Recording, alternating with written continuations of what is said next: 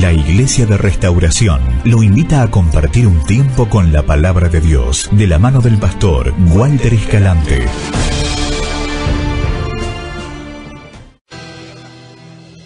Sí, Señor. Poderoso Dios, en palabra y en autoridad. Tu manto, Señor, cubre nuestras vidas. Tu manto, Señor, sobre aquellos que en fe se levantan en este día. Los que han venido ante ti, Señor, dejando a tus pies toda carga.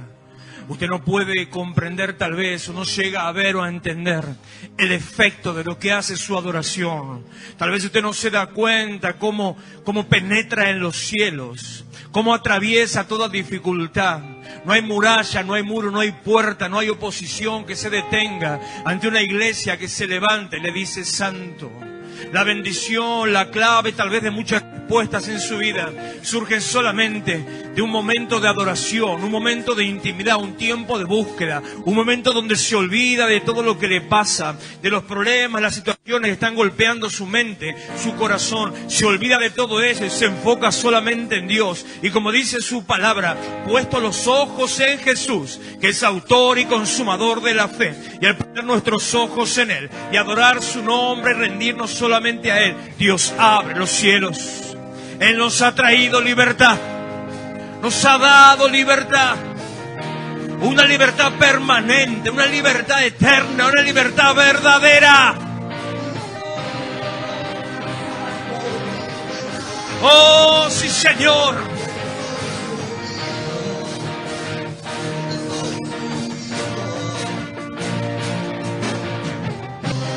Sí. Sí.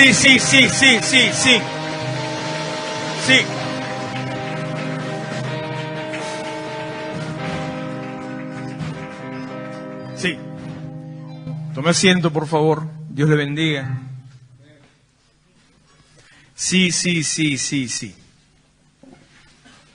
Mire, si usted está buscando una iglesia donde vengan a apañarlo y a acompañarle en su lamento, en su llanto, y que lo haga tocar sus emociones para llorar un rato, si usted está buscando una iglesia donde todo el... No, la voy a tirar, ponelo más atrás. Si usted está buscando una iglesia donde venga a abrazarlo y acompañarlo, bueno, sí acompañamos en el dolor, pero me refiero a llorar juntos y hacerlo sentir cada vez más basura y a mostrarle su miseria y hacerle sentir culpable y hacerlo sentir triste. Entonces llora en el altar y llora. Entonces después se descargó tanto que sale de la iglesia, se va libre por todo lo que lloró, se va libre, pero después vuelve a su casa y sigue con lo mismo, se equivocó de iglesia. Si quiere, allá está la Universal, una cuadrante está la Iglesia Católica, elija lo que más le guste. Y no me voy a meter con las otras de los amigos, por supuesto. Porque tenemos que entender este concepto. El Señor nos hizo libres. Mire, con los chicos de alabanza, en este caso particularmente con César, no nos ponemos de acuerdo previamente en qué es lo que tienen que cantar o cómo llevar la reunión, salvo si a partir del momento que yo paso al altar, ahí les voy dando alguna indicación, seguramente, pero previamente no. Y sin embargo, todo el tiempo estuvo hablando de libertad. Y el Señor, bueno, desde anoche viene la cosa y viene ministrando sobre libertad. Es un concepto que en este año, mire lo que dice ahí en medio, año de libertad. En este año estamos declarando, estamos creyendo, nos estamos moviendo, porque usted tiene que entender que el Señor nos hizo libres. ¿Hay problemas? Sí. ¿Hay circunstancias? Sí. ¿Hay conflictos? ¿Hay crisis? Sí. ¿Hay angustia por las tarifas, por los aumentos, por los problemas, por el trabajo, por lo que a usted se le ocurra? Sí. Pero eso no tiene nada que ver con la idea de entender que Dios lo hizo libre. Y dice la palabra verdaderamente libre. Que esa libertad verdadera significa que usted ya no tiene ningún tipo de atadura, no hay nada que lo esté perturbando. Lo que pasa, lo que sucede con nosotros, muchas veces lo que pasa es que como no tenemos que pelear por la libertad, porque la libertad la trajo el Señor, nos quedamos muy cómodamente ahí nadando en medio de la comodidad. Pero al no tener que pelear por la libertad, eso no significa que usted no tiene que pelear para mantener la libertad. Las guerras de la independencia, las conquistas, incluso en la Biblia cuando habla de la época de conquista, el Señor había dado libertad a su tierra, el Señor había dado libertad a su pueblo, el Señor le había entregado la tierra. Sin embargo, ellos tenían que entrar y batallar contra aquellos que Dios ya había quitado, pero estaban en el lugar. Ellos tenían que entrar y pelear con aquellos que Dios ya les había dicho que no pertenecían, pero estaban todavía en ese lugar. La libertad no necesitamos conquistarla porque el Señor ya nos la entregó. Necesitamos defenderla de aquellas cosas que el enemigo viene a poner en su mente, de las ataduras que quiere traer a su corazón, de las mentiras con las que el diablo viene a poner todos los días, de los conflictos que tal vez hasta la gente, el sistema, la sociedad, los temores que nos causan todos los días. Cuando hablo permanentemente de este tema, del tema económico, es porque es el tema que en esta época más preocupa y más nos tiene, tal vez le digo, hasta perturbados. Y lo que no nos damos cuenta es que cuando nosotros estamos perturbados por esas cosas, damos lugar, abrimos puertas a que la obra del enemigo tenga efecto, impacto y dé resultado en nuestras vidas. No tenemos que hacer caso. Yo sé, usted va a estar diciendo, pero pastor, no me alcanza. Bueno, aunque no le alcance, no tiene que hacer caso a las mentiras, a la opresión, al engaño, a toda la estrategia espiritual para que usted se suelte de la bendición. El Señor nos bendijo, dice Efesios capítulo 1, versículo 3, que Él nos bendijo con toda bendición espiritual. Usted ya está bendecido, que nos hizo libres. Te voy a marear, Mati, con los versículos, ¿eh? Si me vas a seguir en todo, agárrate porque te voy a marear. Nos hizo libre, dice Juan capítulo 8, versículo 30, no, ese es Romanos 8:32, que Él está peleando por nosotros, intercediendo por nosotros, porque Él nos hizo libres. Tenemos que defender la libertad que Dios nos dio. Y la libertad que Dios nos dio se defiende con actitud, se defiende con decisión, se defiende con una vida puesta y enfocada en el Señor. La libertad que Él nos dio se defiende sabiendo quién soy, entendiendo dónde estoy parado, sabiendo cuál es mi propósito, cuál es mi meta, sabiendo qué es lo que tengo que hacer, sabiendo qué lugar ocupo en la vida. ¿Qué pasa cuando una persona está, tal vez incluso en su casa? A veces hay conflictos en la familia, situaciones, problemas familiares, donde una persona por X razón, no le estoy inventando una historia, estoy diciendo cosas que más de una vez he ministrado. Un conflicto familiar o matrimonial, donde alguno de los integrantes de la pareja o de la familia, tal vez, está en su casa pero no tiene lugar. Está en su casa pero parece que tuviera que pedir permiso a todos. Está en su casa pero lo han envuelto o lo han apagado tanto que siente que no pertenece, siente que no le corresponde, siente, porque el enemigo obra de una manera muy sutil y continua, siente que no tiene derecho, siente que ya nada de lo que es suyo, tal vez nada le pertenece. Ese es el plan del enemigo, para sacarnos del lugar, y al sacarnos del lugar nos quita el propósito, al quitarle el propósito nos ahoga, nos apaga. Viene una persona sin propósito, es una persona muerta. Por eso insisto tanto y tanto y tanto con el tema del propósito, porque en este tiempo en el cual estamos y con las cosas que están pasando a nuestro alrededor, aunque Dios increíblemente ya empezó, antes de incluso lo que yo pensaba, obviamente que Dios no tiene por qué hacer las cosas como yo las pensaba, por supuesto que no, antes de lo que yo pensaba, se empezó a mover la mano de Dios en manera tal que la iglesia empezó a reaccionar. La manifestación de ayer, que si bien nosotros no participamos en forma activa, pero sí estuve al tanto todo el tiempo, bueno, algunos de nosotros sí han ido, es una señal de cómo en los tiempos de conflicto, en cada vez que hubo una situación de conflicto, Dios mueve la iglesia. Y ahora se lo digo al revés. Cada vez que Dios tuvo que mover a la iglesia, Dios o provocó o permitió una situación de conflicto. Porque tenemos una tendencia a la vagancia, al achanchamiento.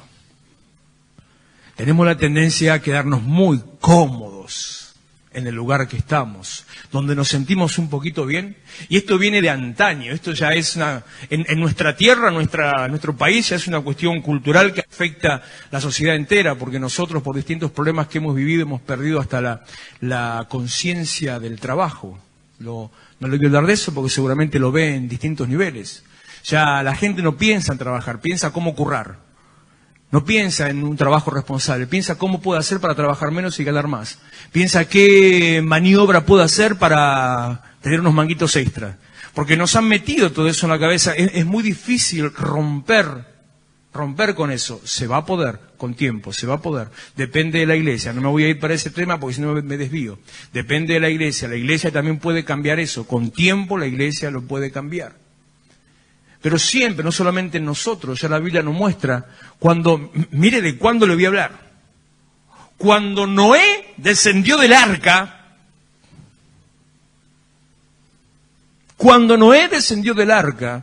Dios le dijo, cuando le se asienta en una tierra, Dios le dijo, fructificás y llenad la tierra, sojuzgala y bla, bla, bla, bla, bla, bla, bla.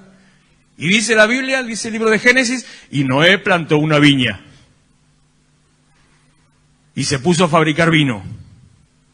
Ahora, yo digo, plantó una viña, fabricó vino. ¿Usted sabe cuánto tarda una parra en crecer y empezar a dar uva? No lo hace de un verano para el invierno, ni del invierno para el verano.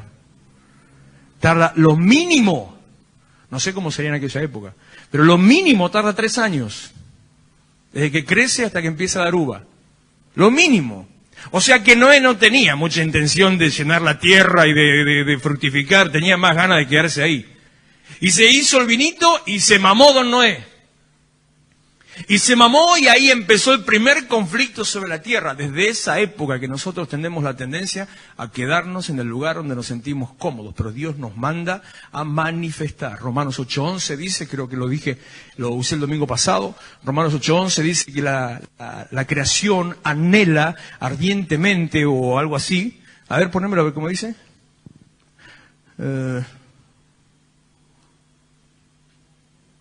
No es ese versículo. ¿Por qué dije ese? Eso no está en Romano. Pero espera, se lo digo. A ver si es el 19, y capaz que tengo ese en la cabeza.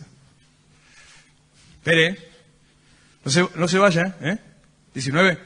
Y bueno, usted conmigo quédese tranquilo en una cosa. Yo los versículos se los voy a recitar de memoria. Ahora, ¿dónde está? Dios sabe. A veces me preguntan, ¿dónde está tal versículo? Yo digo, en la Biblia. No tengo la menor idea, pero que se lo digo de memoria, quédese tranquilo. El anhelo ardiente de la creación es el aguardar la manifestación de los hijos de Dios. Y esto empezó a pasar. 650.000 personas se reunieron ayer para manifestarse en contra de esta ley, que salga o no salga. Lo importante es un acto de presencia de la iglesia unida, mezclada, porque había de todo. Había hermanos, primos, cuñados, había de todo. Pero una iglesia que se mostró unida. 650.000 personas. Si usted no se imagina lo que va a pasar con eso, no sé las decisiones, pero que le hace temblar la mandíbula más de un político ver 650.000 personas juntas. Esto que tienen hambre de votos. Ven gente y dice voto, voto, voto, voto, voto. 650 lucas de gente. Dice, epa, epa, epa. No tiene ningún problema en cambiar sus convicciones más firmes. Cuando ven gente, la iglesia se empezó a levantar. La gente en esta época necesita una palabra de aliento. La gente necesita saber que hay una manera distinta de vivir. La gente ya no confía en nadie. Necesita algo, alguien en quien confiar. Por eso algo muy importante. Nosotros no predicamos una iglesia. Predicamos a Cristo. Y cuando se predica a Cristo en cada evento, por ejemplo en este otra vez, usted no le va a decir, venga a mi iglesia, sino busque una iglesia que le quede cerca. Y de esa manera la iglesia se levanta, Jesucristo se manifiesta. Es también nuestra manera de pelear defendiendo nuestra libertad. No le haga caso a las mentiras que hay alrededor, porque muchas cosas si bien son reales, muchas otras no lo son mentiras. Usted tiene que atarse y a Jesucristo. Dependemos de Dios, no de un gobierno. Es más, yo soy medio loco, yo les aviso, ¿no? Yo anoche le decía a mi esposa, estábamos sentados un rato mirando una película después del culto, y yo le decía, ¿por qué termino tan cansado? ¿Por qué llego a mi casa y a veces no puedo bajar del auto? A veces abro la puerta y casi me doy vuelta, en vez de bajarme normal como uno se baja, me doy vuelta así, mirando para la puerta abierta, y de ahí me agarro el parante y me levanto. No, para el cachito, ¿qué te pasa? Así termino los cultos, así termino los sábados. Entro a mi casa, me duele desde el pelo que no tengo hasta la uña del dedo gordo. Y después me pongo a pensar y hablar con mi esposa, ¿por qué? Y me dice, si no paras un segundo, si estás así todo el tiempo. Y sí, estoy así, por eso lo decía antes, si busco una iglesia que le venga a decir, se equivocó de lugar. Porque tenemos que levantarnos, defender nuestra libertad, no creer las acusaciones y manifestar la presencia de Dios en nuestras vidas. Mostrar a Cristo. Mostrar a Cristo. Hacia eso vamos, a mostrar a Cristo. Por eso yo creo, tengo un sueño medio loco, medio trastornado, y es que, lo decía el otro día en la reunión de hombres, que llegue el momento donde ni siquiera se evangelice, sino que la gente llegue sola. Porque la Biblia dice que el Señor añade cada día a los que han de ser salvos. Y tengo otro sueño, ese más difícil, porque no involucra a Dios sino a la gente. Entonces es más difícil tratar con la gente que las cosas de Dios. Que tiene que ver con como le decía recién, no dependemos de un gobierno, sino que apunto a que los gobiernos entiendan que dependen de la iglesia. Eso va a ser complicado. Pero 650.000 personas, ¡epa! La semana pasada me senté con un concejal. Nos subestiman. Piensa que... No. Digo, escuchame una cosa, fulanito. Los concejales pasan. Los intendentes pasan. Los gobernadores pasan. Los presidentes pasan. Los pastores quedan. Entonces, en vez de que ustedes usen a la iglesia para su beneficio, tienen que empezar a acercarse a la iglesia para que la iglesia los bendiga. Y tengo una locura de que eso va a pasar, que los gobiernos van a empezar a depender de la iglesia. No sé si lo veré antes de morirme, espero que sí, pero tengo esa locura y anhelo que eso suceda. La iglesia se tiene que manifestar. De nuestra actitud, de nuestra vida depende que veamos esto cumplido. 2 Corintios 1:20, tengo un montón de cosas para decirles, no me va a alcanzar el tiempo. O si le va a quemar el asado, no sé. 2 Corintios 1:20 dice que todas las promesas del Señor, todas, alguna promesa que usted recibió, alguna que tal vez ya dejó enterrada, alguna que descartó, alguna que dijo no, era mentira, alguna que se olvidó, alguna que la tiene solamente en el cuadrito, ahí mira el cuadrito pero piensa que es para el cuadrito, todas las promesas, piense lo que Dios le haya prometido. Piensen en algo que le haya pedido a Dios, lo que sea. Todas las promesas del Señor son en el sí. Cuando Dios te promete algo, en el sí significa ya lo cumplió, ya te lo da. En el amén significa ya está hecho. Lo que Dios te promete ya está hecho. No tiene lugar a que no se cumpla. Lo que Dios te promete ya está hecho. Pero tantas veces digo, este es uno de los versículos que yo querría sacar de la Biblia. Porque nos involucra, nos confronta y nos pasa la pelota a nuestro lado. Porque dice que son en el sí y en el amén por medio nuestro. Por medio nuestro. Depende de mi decisión, de mi determinación, depende de mi actitud. Su actitud, su determinación, su decisión son la llave que activa el cumplimiento de las promesas de Dios. Hasta que uno no se decide a manifestarse, a levantarse, a mostrarse, hasta que uno no decide dejar de lado las situaciones y los conflictos, las promesas no se cumplen. Pero cuando usted se levanta en fe, se conecta con el cielo, con el Espíritu de Dios, se pone bajo el manto de Jesucristo y avanza hacia lo que Dios le manda hacer, viejo, se le terminaron los problemas. Le decía anoche a alguien, para que entienda mi locura, mi manía. El propósito de tu vida te edifica, te sostiene, te levanta. El propósito en tu vida te da un sentido, te da una razón de existir, te da una motivación. Saber que sos alguien y saber para qué estar te da todo el sentido de que en realidad sos una persona importante. Por eso le decía cuando alguien está en la casa y parece que no tiene lugar. Ahora, ¿cómo hago para entender cuál es el propósito de mi vida? Es muy sencillo.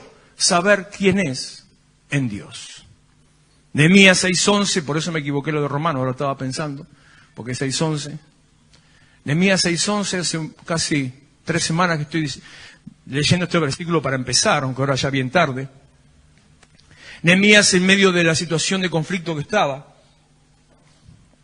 habiendo tomado una carga que Dios no le puso, sino que él solo la buscó, habiendo sido un hombre conflictuado, un hombre que fue formado en esclavitud, un hombre que fue formado sin identidad, un hombre que fue formado en marginación, un hombre que no tenía derechos personales, o sea, era esclavo. La Biblia habla mucho de esclavos, habla de muchos esclavos y de distinta condición de esclavitud. Algunos que entraron por su propia cuenta, otros que fueron atrapados, fueron encarcelados. Y habla de muchos esclavos que hicieron un cambio en la humanidad. No necesitas ser un superpoderoso para hacer un cambio. Los esclavos en la Biblia cambiaron la realidad. Nehemías, José y Abdías y tantos otros más. Cambiando un poco el enfoque, Pablo, el apóstol Pablo dice, él no era esclavo de forma humana, pero él dice que soy esclavo de Jesucristo. Dice Pablo, cuando empieza a escribir las cartas, dice Pablo, siervo de Jesucristo. Y la iglesia ha degenerado tanto ese concepto que creemos que siervo es el gran siervo. Y no existe gran siervo. La palabra gran siervo no existe. No existe, porque algo que es pequeño no puede ser grande. No existe. Gran siervo no existe. La palabra griega que se utiliza ahí es doulos. Cuando dice Pablo, doulos de Jesucristo. Y doulos en griego significa esclavo. Esclavo. Y un esclavo fue Pedro, un esclavo que cambió toda una sociedad. Más de la mitad del Nuevo Testamento la escribió Pablo. Casi toda la iglesia del primer siglo le predicó Pablo. Todas las iglesias del primer siglo las levantó Pablo. Miren si el tipo era esclavo o no era esclavo. Esclavo de Jesucristo. Saber dónde estoy, saber quién soy. Nehemías, en medio de su conflicto, sabía quién era. Un hombre como yo va a huir. Es tiempo de que se pregunten quién es. Es tiempo de que se mire a sí mismo y se pregunte quién soy. Es tiempo de mirarnos y cambiar el enfoque que tenemos de nosotros mismos. Tengo que cambiar la manera que pienso de mí, la manera que pienso de quién es Dios, la manera que pienso de lo que Dios hizo en mi vida. Cambiar ese enfoque en mí me lleva en realidad a ponerme debajo de la cobertura de Jesucristo. Saber quién soy no significa con una actitud machista o una actitud de superioridad, no es positivismo. Es ubicarse de la manera correcta debajo de Dios. No significa que es superpoderoso, no significa que usted puede hacer todas las cosas solas, no, al contrario. Significa que no es nada. Nada. Como le dije una vez que me dijo Dios a mí, gusano de Jacob, nada. Pero puesto bajo el manto de Dios, esa nada es invencible. Entonces usted tiene que elegir si quiere ser poderoso en su fuerza y fracasar, o sentirse nada en Dios y triunfar. Un hombre como yo. El entender quién soy me permite incluso defender la libertad de las situaciones que me complican, me permite levantarme en medio de las situaciones de ahogo, de abuso, de opresión, de la esclavitud en la cual en esta época vivimos. El decir, entender quién soy me permite tomar actitudes correctas en las situaciones que vivo todos los días. Saber en quién soy me permite defenderme incluso de las tentaciones. Incluso de las tentaciones. Saber quién soy me permite decirle no, hasta acá llegaste. Me permite levantarme firme. Permite tener conciencia. Mire, todo se radica en saber quién usted es Por eso el propósito te envuelve, el propósito te levanta, el propósito te restaura, el propósito te da vida. Génesis, capítulo 27. Le voy a hablar de un esclavo, que no era esclavo, pero que era esclavo. Un esclavo que no era esclavo, un esclavo que era príncipe. Pero siendo príncipe, llegó a una vida de esclavitud. Llevaba una vida de esclavitud. En parte por situaciones personales, en parte porque no sabía quién era ni a qué pertenecía. Capítulo 27, versículo 41 de Génesis. Voy a ir salteando a lo largo de 3 capítulos o 4 para llevarle por idea, porque si me pongo a leer la vida de Jacob, estamos hasta la tarde. Pero voy a tomar conceptos así aislados a lo largo de 3 o 4 capítulos. Versículo 41.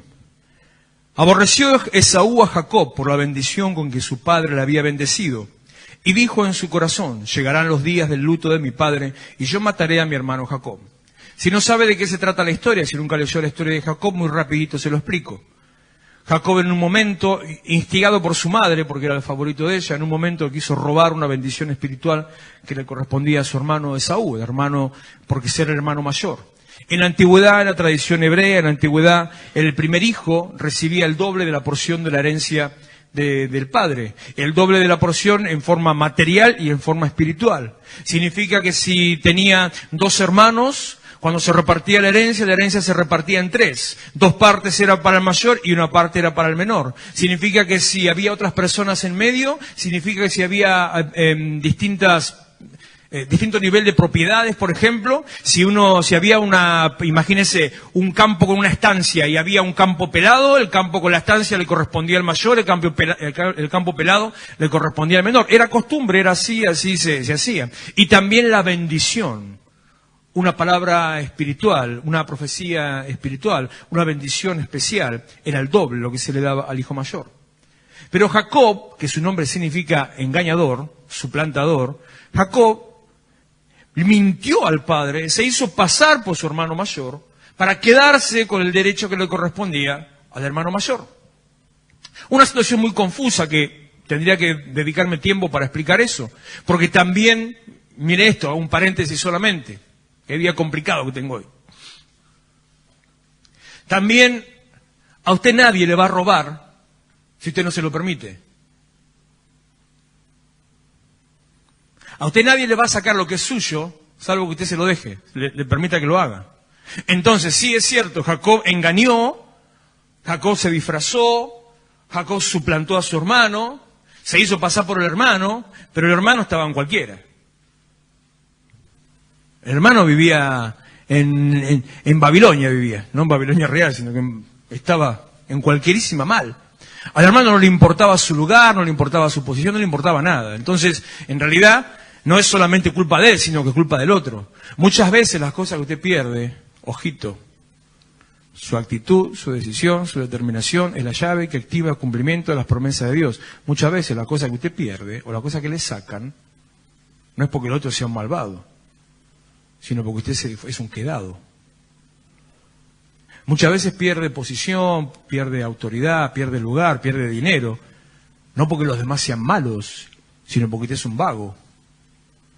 Muchas veces pierde hasta cosas de parte de Dios, y las cosas de Dios no se pierden, pero se pierde el efecto que las cosas de Dios hacen sobre mi vida. O sea, no pierdo las cosas de Dios, pero pierdo la manifestación, que se muestra en las cosas de Dios. No porque Dios no quiera, no porque otro me lo quita, sino porque yo estoy en cualquiera. Lamentablemente, para nuestra humanidad, todas las cosas de Dios, se lo decía hace 2 semanas, las cosas de Dios no dependen de mí, dependen de Dios, pero dependen de mí. ¿Para qué dependan de Dios? Si yo no tomo el lugar, o si me voy del lugar, dice el libro de Proverbios, que el hombre que abandona su lugar es como un ave que se va de su nido. ¿Usted vio alguna vez un pájaro que abandona el nido? ¿En qué situaciones un pájaro abandona el nido? ¿Tiene idea? No te escucho. ¿Peligro de qué? ¿Deja los huevos? No. Deja los huevos solamente si los huevos ya fueron violados, si el nido ya fue violado, si ya entró una alimaña, si ya fue atacado. Solamente bajo la violación de su propiedad lo abandona, porque ya fue tocado. Donde otro metió la mano, ya el pájaro lo abandona. Incluso aunque el huevo esté todavía sin incubar. Y aunque no haya huevos. Cuando entra, vuelve y ve una señal de que otro animal entró, lo abandona. Es la única situación en la que un ave abandona su nido. Pero parece que el hombre abandona su lugar mucho más fácil que un pájaro. A veces cuando le dicen mente de pajarito, yo quisiera tener mente de pajarito entonces. Un hombre que abandona su lugar es como un pájaro que deja su nido. Entonces, no le eche la culpa al resto. Nosotros como sociedad tenemos dos males bien marcados. Una, nos quejamos de todo. De todo. Somos quejosos por naturaleza. Y segunda, le echamos la culpa a todo el mundo. A mí me hace una pregunta tonta. ¿Cuántas veces chocó? ¿Cuántas veces chocó? Segunda pregunta, ¿cuántas veces lo chocaron? ¿Te diste cuenta? ¿Te diste cuenta cómo es? Siempre es el otro. Siempre la culpa es de otro. Mi mujer, mi hijo, mi mamá, mi suegra, mi cuñada, mi abuelo, mi jefe, el pastor. Siempre la culpa es del otro. Este Macri que no hace nada. Escuche, será presidente, pero es un tipo común y corriente. ¿Qué poder tiene para cambiar su vida? Su vida. Pero mira la economía. Viejo, en momentos de crisis económica, empresas se han levantado, personas se han enriquecido. No depende del otro. Siempre depende de mí, de saber dónde estoy parado, de saber cuál es mi lugar. A Esaú le quitaron lo suyo porque él permitió que se lo quitaran. Entonces ahora sí, aborreció Esaú a Jacob por la bendición con que su padre le había bendecido y dijo en su corazón, llegarán los días del luto de mi padre y yo mataré a mi hermano Jacob.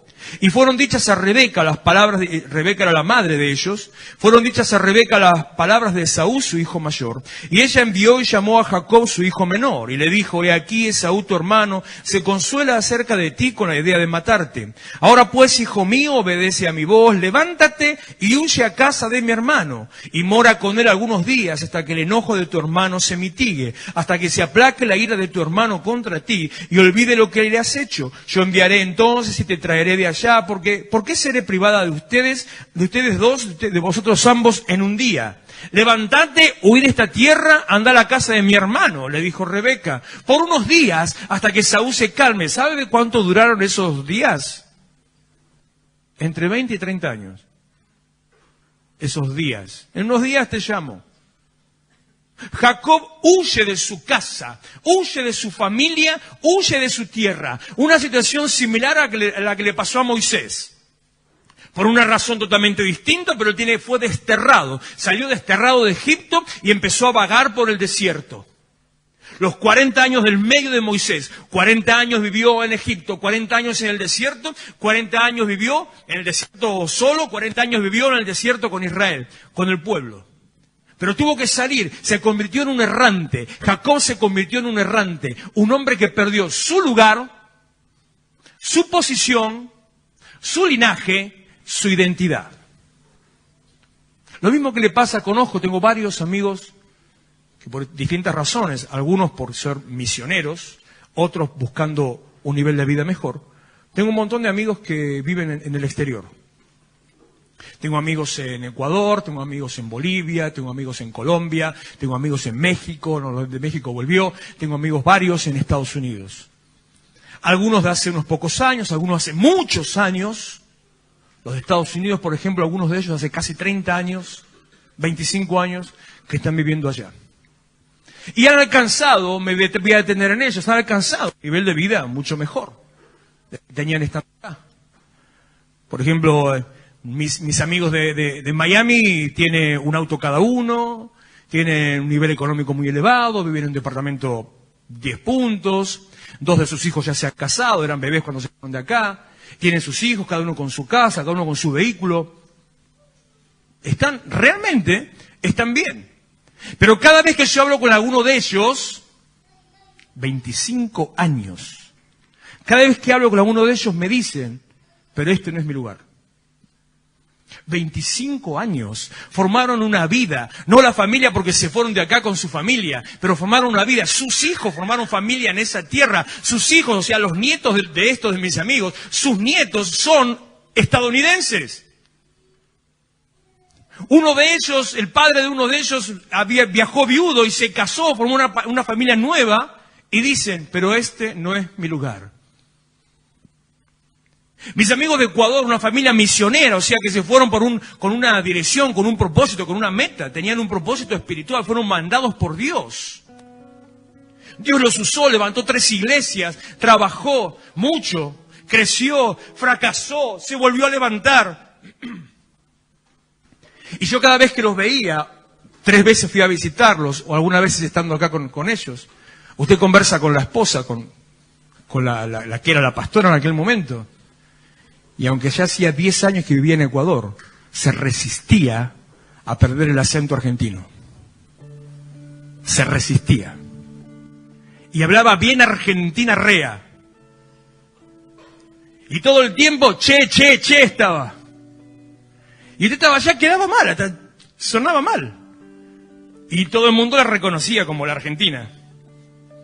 Él no, el pastor hasta había tomado modismos, costumbres, las palabras del ecuatoriano, tiene una forma muy particular de ser, tiene una conducta muy especial. La comida ni le cuento, se hizo adicto a la comida ecuatoriana, al chancho frito, por ejemplo. ¿Cómo podés comer chancho frito? Porque un día me lleva a las 10 de la mañana a desayunar chancho frito y digo, vos estás loco, hermano. De acá me internan directamente, me tienen que devolver a Buenos Aires en el avión sanitario. Chancho frito a las 10 de la mañana. El huevo frito, mirá, es peor, es mejor que comer, encima no te dice una costilla, no, cuero. No, cuero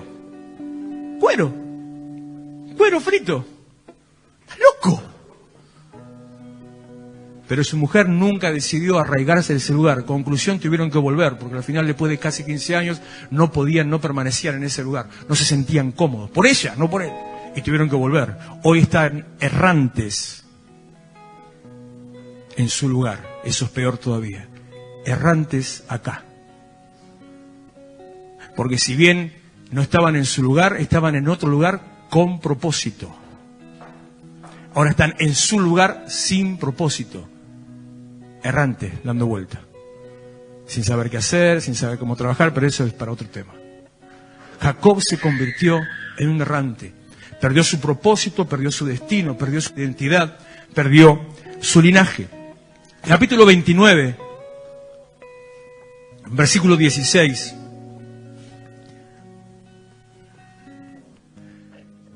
Y Labán, el tío de Jacob, tenía 2 hijas.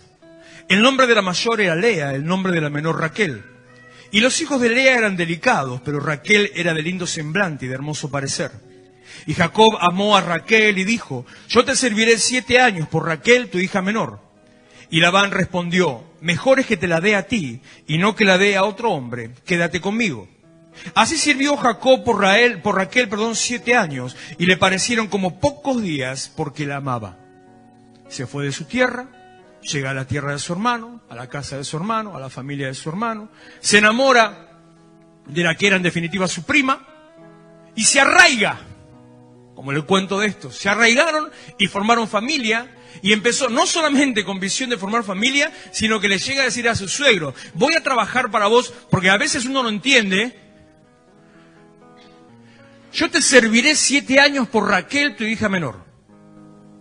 Uno lee eso y dice, bueno, se quedó en la casa trabajando para el suegro. Sí. ¿A qué precio? ¿A qué sueldo? ¿Con qué beneficio? Eso es lo que nosotros no llegamos a entender cuando leemos esta historia. Decimos, bueno, fue a trabajar. No.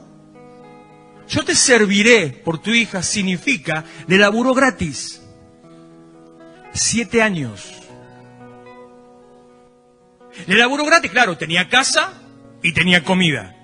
No tenía bienes, no tenía dinero, no tenía propiedades. Cuando usted pierde su lugar, empieza a perder sus bendiciones. Cuando usted deja su lugar, empieza a perder lo que le corresponde. Cuando deja su lugar, otro empieza a tomar autoridad sobre su vida. Versículo 21. Entonces dijo Jacob a Labán: dame mi mujer porque mi tiempo se ha cumplido para unirme a ella, después de los 7 años. Entonces Labán juntó a todos los varones de aquel lugar e hizo banquete. Y sucedió que a la noche tomó a Lea, su hija, a la otra hija, y se la trajo, y él se llegó a ella, se lo traduzco, tuvo relaciones con Lea. Y dio Labán su sierva Silpa a su hija Lea por criada, y venida la mañana, he aquí que era Lea, y Jacob dijo a Labán: ¿qué es esto que me has hecho? ¿No te he servido por Raquel? ¿Por qué pues me has engañado? Y Labán respondió: no se hace así en nuestro lugar, que se dé la menor antes de la mayor. ¿Entiende la historia, no? Es fácil, aunque no conozca la historia, es muy sencillo. Te laburo gratis 7 años por fulana. Se cumplen los 7 años, viejo, ya se cumplieron los 7 años, dámela a fulana. Trabajé por ella, te la pagué, dame a mi novia. Hicieron fiesta. Hicieron banquete, fiesta de bodas. Termina la fiesta de bodas, le entrega a la hija, era de noche. A ver, no había luz en esa época, usted entiende, ¿no? No había luz, no que se cortó la luz, no había luz. La onda era lamparita de aceite. Y una lamparita de aceite, ponerte un velo en la cara, listo. Cualquiera te pasa. Eso de gato por liebre acá era clarísimo. Entonces él tuvo su noche de bodas con su amada. El corazón es engañoso. Yo pienso que él, tanto que la amaba, y pensaba que estaba con la amada. Y sin embargo su mente, su corazón, sus palabras eran para su amada. El corazón es engañoso. ¿Cuántas veces usted piensa que lo que está haciendo es lo que siente y en realidad lo están engañando aún en lo que siente? Y llega la mañana y se levanta a tomar mate. Y cuando va a la cama dice: ¿y esta quién es? No era la que él amaba. Encima, un versículo que yo pasé por alto. Dice, cuando él las conoció, dice que Raquel era de hermoso semblante. Pero Lea era, no me acuerdo la palabra exacta que dice, imagínense como que dice, tenía buena voz. O sea que parece que una era hermosa y la otra era un bicho. Pero es lo que dice la Biblia, Sandra, no me ataques a mí. Yo no tengo la culpa, lo dice la Biblia. Gracias, de ojos delicados, tiene una linda mirada. Entonces, bien como en Afganistán, ¿vio? Con la burka, así. Le veía los ojos solamente. Va y reclama. Todavía tenía un poco de dignidad, Jacob. Va y reclama. Ahí, déjalo ahí. Y dice: escúchame, esto no es por lo que yo trabajé. Esta no es la que yo te pedí. ¿Qué le contesta su suegro? No se hace en este lugar así. Cuando vos no estás en tu lugar, cuando vos dejás tu lugar, te haces esclavo o estás bajo la autoridad y el dominio de las normas del lugar nuevo en que estás. Cuando vos dejás tu lugar, perdés hasta el derecho de reclamar las cuestiones que son con respecto a tu costumbre. Cuando dejás tu lugar, sos engañado porque en realidad sería de verdad como Labán le dijo, que no se hacía así en su tierra, o la verdad, yo pienso. Un hombre hacendado, un hombre rico, un hombre con 2 hijas, una mayor y una menor. La menor es hermosa, la mayor es un bicho. Tenía que casar a las hijas. ¿Quién se iba a casar con la mayor? Sí, tenía ojos delicados. Entonces, por abajo de la alfombra, llévate la Lea. Y una vez que ya la agarró, no la podés devolver, viejo, ya está. Era así. Cuando vos perdés tu lugar, llegás al punto casi perder tu dignidad y te convertís en un esclavo de los engaños de aquel que viene a abusar tu vida. Esclavo de la estafa. La historia sigue mucho más a partir de ese punto donde él incluso le dice de trabajar 7 años más. Se le dieron a la equivocada y yo no sé cómo se animó. Se ve que la amaba mucho a la otra. Porque se animó a laburar gratis 7 años más por la que él quería en realidad. Imagínense que tuviera una hija escondida. Pasan 7 años y le encaja otra más fea. Menos mal que no, tenía solamente 2. No, que la cosa se complicó más todavía. Estoy avanzando rápido sobre esto para ir a los puntos más importantes. Porque le trabajó 7 años más por la menor. Y cumplidos los 7 años, le entregó a su hija menor. Entonces Jacob le dice, bueno, ahora ya me voy a mi tierra. Y dice, no, quédate. Y laboró 7 años más. 21 años trabajó gratis por una mujer que amaba. Cuando usted pierde su lugar, pierde sus posiciones, pierde sus bienes, pierde su dignidad. Cuando usted pierde su lugar, es esclavo de la dominación de cualquiera que quiera ponerse sobre su vida. Por eso, cuando usted pierde su lugar en Dios, es esclavo de las situaciones en las que la sociedad nos quiere envolver, es esclavo del miedo que el enemigo nos quiere traer, es esclavo del temor sobre los aumentos, sobre las tarifas, sobre la inseguridad, porque ha perdido su lugar. No le estoy hablando de su lugar en su casa, no le estoy hablando de su lugar en el trabajo, no le estoy hablando de su lugar como persona, le estoy hablando de su lugar en Dios. Porque se ha olvidado quién es y cuál es la autoridad que Cristo le dio. Me estoy apurando. Capítulo 30, versículo 27. Labán le respondió, hace yo ahora gracia en tus ojos, y quédate, he experimentado que Jehová me ha bendecido por tu causa. Y dijo Jacob, señálame tu salario y yo lo daré.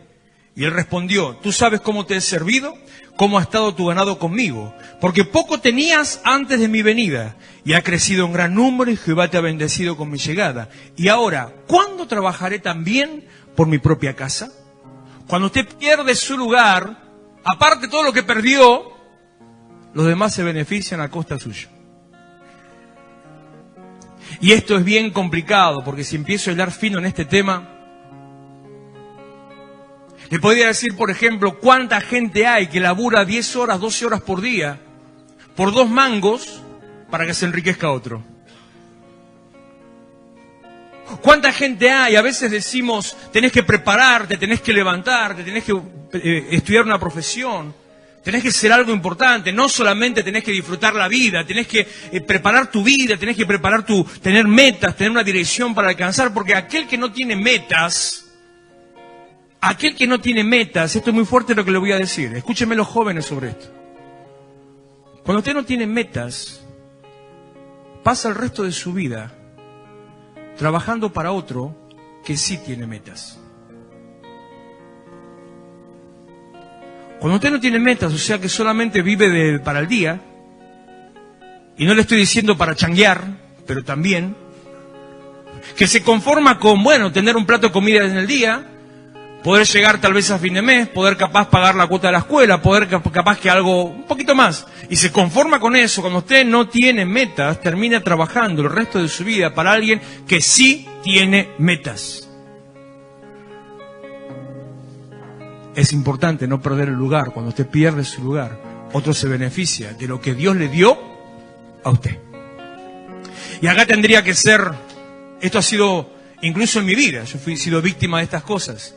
Yo también en algún momento perdí o abandoné o dejé mi lugar. También en algún momento no consideré quién era Dios. También en algún momento dejé que pasaran sobre mí, dejé que me pisotearan. En algún momento dejé que otros se beneficiaran a causa mía.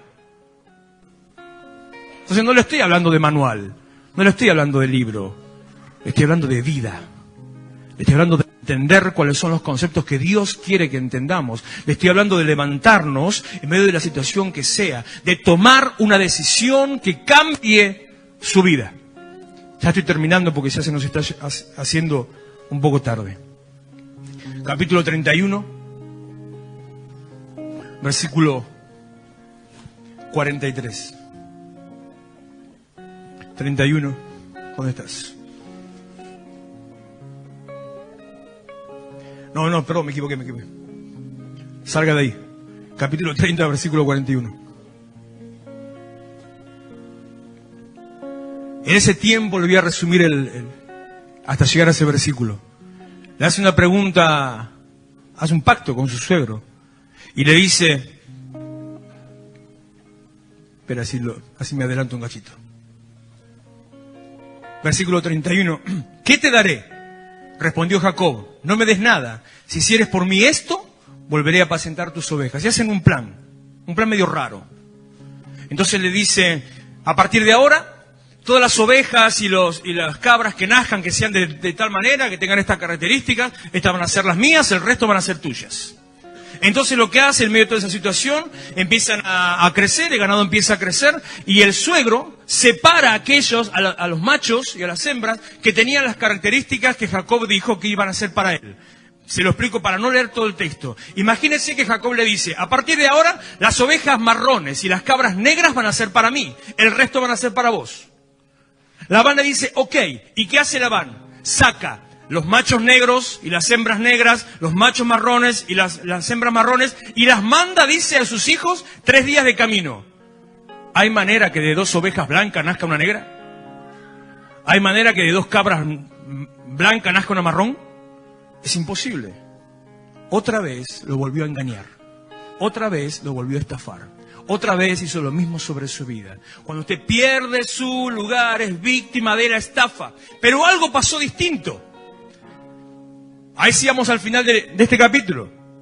Versículo 43, versículo 41. Sucedía que cuantas veces se hallaban en cedo las ovejas más fuertes, Jacob ponía las varas delante de las ovejas en los abrevaderos para que concibiesen a la vista de las varas. Cuando venían las ovejas más débiles, no las ponía, y así eran las más débiles para Labán y las más fuertes para Jacob. Y se enriqueció el varón Jacob muchísimo, y tuvo muchas ovejas y siervas y siervos y camellos y asnos. ¿Qué son las varas? Miren lo que inventó Jacob.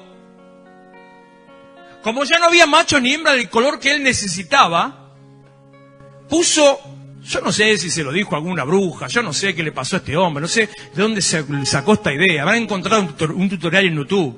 Veo que cada cosa ahí, habrá visto una de esas noticias increíbles. Lo que nadie sabe que cura el cáncer. Usted ve un limón. No haga caso a todas esas cosas, hágame el favor, no haga caso. Entonces él ponía, cuando las hembras iban a parir, él puso delante de la fuente de agua del bebedero, ponía unas ramas de almendro que le había hecho unas muescas. Entonces hacía que las ovejas y las cabras miren a las ramas. Esto rompe toda la ley de la genética. Mendel con esto se mata. Tenía que mirar las ramas. Entonces, porque miraba las ramas, en vez de nacer lisas, nacían rayadas. Eso dice la Biblia. Yo he hecho un resumen muy rápido y muy bruto. La cuestión es que Jacob creía que pasaba así. Lo más complicado es que pasaba así. No nacían lisas, nacían rayadas. Entonces yo pregunto, ¿ese hechizo que él hizo cambió la realidad? ¿O fue que Dios tenía algo planeado con su vida? Lo que sucedió, para ir casi terminando, capítulo 31, versículo 11, lo que sucedió es lo siguiente. Prepara, Carmen, ya que ya terminó. Me dijo el ángel de Dios en sueños, Jacob, y yo dije, heme aquí. Él dijo, alza ahora tus ojos y verás que todos los machos que cubren a las hembras son listados, pintados, abigarrados, porque yo he visto todo lo que Labán te ha hecho. Le mostró una visión donde lo que sucedía, porque vio Dios que había sido engañado, que había sido estafado. Mientras los machos y hembras se apareaban y eran lisos y no tenían nada especial, en el cielo no se apareaban lisos. En el cielo se apareaban manchados y rayados. Entonces nacían manchados y rayados. Para darle a Jacob un contacto de fe, para darle un señuelo, un engaño, le hizo poner las varas para que él creyera que era por eso. Pero Dios tenía un plan. Dios siempre tiene un plan. ¿Qué fue lo que cambió? ¿Qué fue lo que hizo que un hombre que pasó siendo esclavo, estuvo engañado, 20 años trabajó gratis, lo usaron, abusaron de él, lo estafaron? ¿Qué fue lo que pasó para que en un momento determinado cambiara el destino y cuando lo vuelven a engañar se enriquezca? Y se enriqueció el varón muchísimo. Labán se quería matar. La otra parte, capítulo 30, dice que lo miraba mal. Dice, viejo, yo te estafé, yo te saqué todos los machos y hembras. ¿Cómo están pariendo rayadas? ¿Me podés explicar? Testimonio para Dios, hubiera sido en ese momento.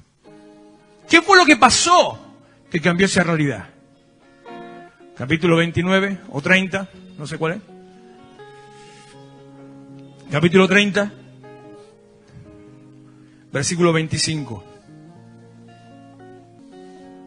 Algo pasó que cambió la realidad de Jacob. Aconteció cuando Raquel hubo dado a luz a José, que Jacob dijo a Labán: envíame, iré a mi lugar y a mi tierra.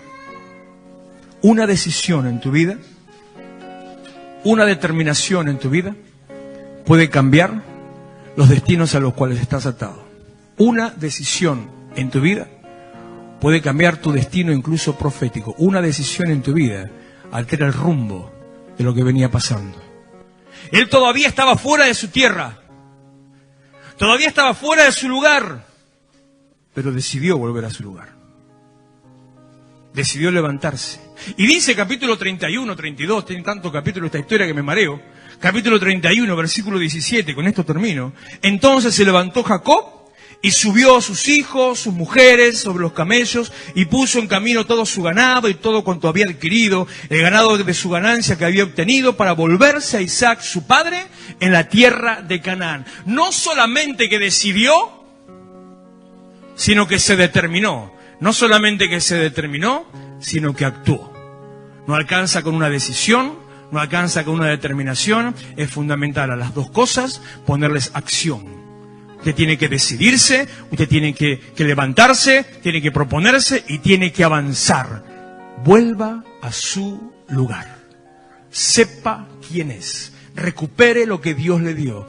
Tome la autoridad que Jesucristo le dio a la iglesia. Efesios capítulo 1, versículo 22 dice que Dios puso todas las cosas bajo los pies de Cristo. Todo lo sujetó a sus pies y lo puso a Él por cabeza de la iglesia, para que entonces la iglesia esté por encima de todas las cosas. Usted tiene la capacidad y la autoridad para cambiar su destino.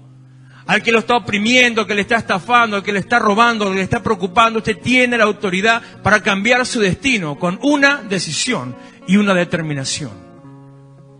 Póngase en pie, por favor.